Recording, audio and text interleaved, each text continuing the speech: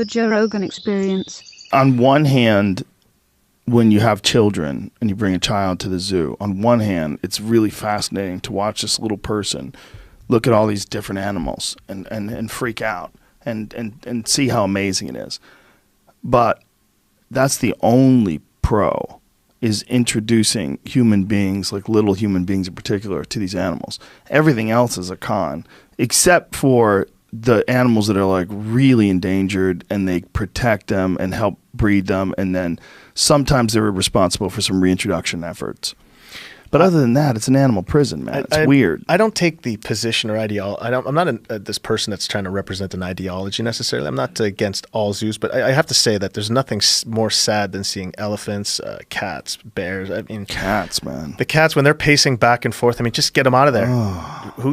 Whose purpose are you serving? Is that good for you? I mean, seeing an animal that's got zoocosis, I mean, it's a mental case. And we don't know what the fuck's going on in their head, so we have no idea. And most people just watch and think this is just maybe normal or something, right? A lot of people, because the veil is only now sort of coming off and people are sort of now getting the truth on the matters, you start to see things for what they are. I watched the video on YouTube some weeks ago, and it was Marineland in the 70s, and man, was this place busy.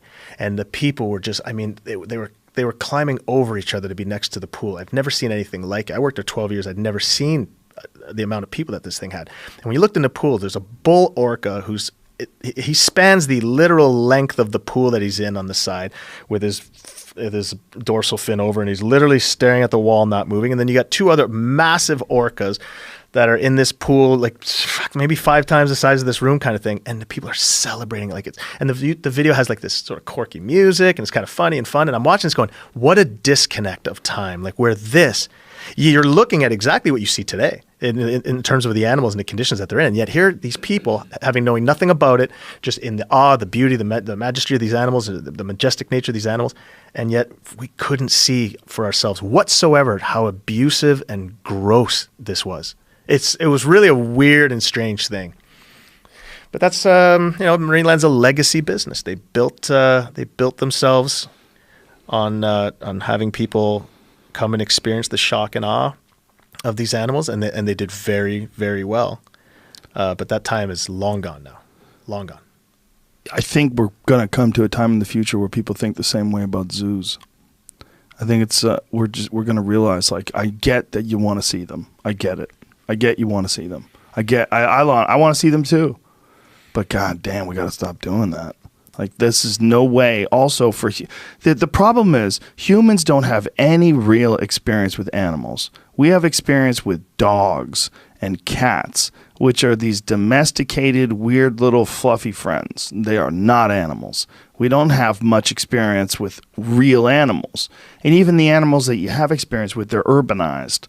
You know, like pigeons that you can feed or squirrels that take peanuts from you.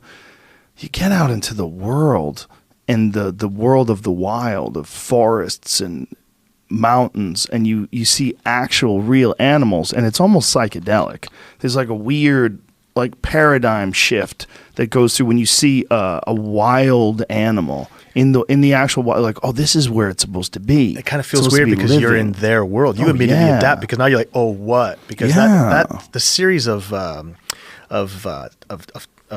tools that animal has in its world that doesn't translate in captivity, for instance, is like, wait a second, that thing can spring on me, climb up mountain, like I'm in its world now. It's to me, that's the awe of the experience of witnessing animals, because since the year and a half that expired that from our last show, I had the gift of seeing dolphins in the wild. I went down to I can't remember what beach it was, but it was while I was in California, and that was my first experience, in fact. Again, I'm from a small place. And then this year I was able to go to Washington State and see orcas in the wild. Now, I've jumped off orcas' rostrums into the air so high that you're looking down into a Dixie cup to land. I mean, that's pretty awesome. But there's nothing like having seen a fucking bull orca with an 8-foot mass on his back swimming next to his mother and all the... my heart sunk into my stomach. I'd never seen anything more majestic. Wow. Yeah.